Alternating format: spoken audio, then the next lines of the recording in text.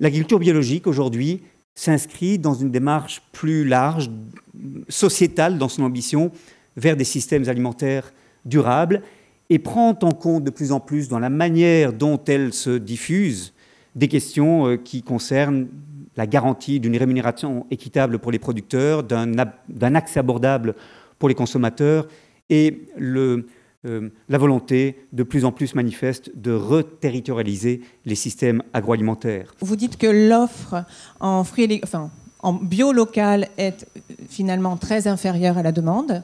Vous dites que la restauration collective est un véritable levier pour finalement soutenir la mise en œuvre du développement de l'agriculture bio sur les territoires en circuit court. Le bio ou la bio, pour nous, ce n'est pas nécessairement un objectif ultime, mais ça correspond vraiment à un projet de territoire qu'on s'est donné tous ensemble. On s'est dit aussi que la bio, ça pouvait être une des manières de protéger notre ressource en eau. Je voudrais vraiment insister sur le succès de vos filières. Au moment où on parle du revenu des agriculteurs. Nous nous sommes fixés 50% de bio et local à partir de 2020. Nous sommes aujourd'hui un peu plus de 20%.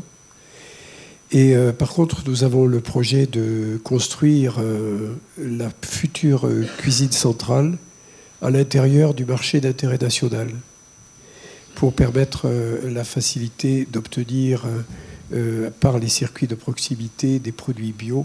Et nous avons le même problème que Metz, c'est-à-dire nous n'avons pas assez d'offres de la part des producteurs pour pouvoir le faire. Nous essayons de faire rencontrer des agriculteurs qui partaient du conventionnel et sont passés peut-être avec une étape de raisonner jusqu'à l'agriculture bio pour montrer quel est le chemin à parcourir et ne pas juste montrer le point de départ et le point d'arrivée qui pour beaucoup d'agriculteurs leur semble insurmontable en termes de changement de pratique, en termes aussi financiers. Vous avez vaguement évoqué le fait que vous étiez en contrat équitable avec vos producteurs.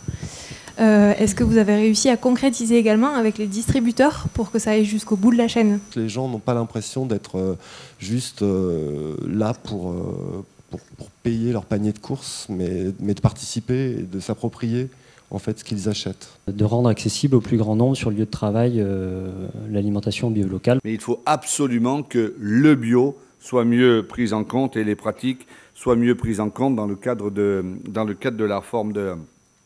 la réforme de la PAC.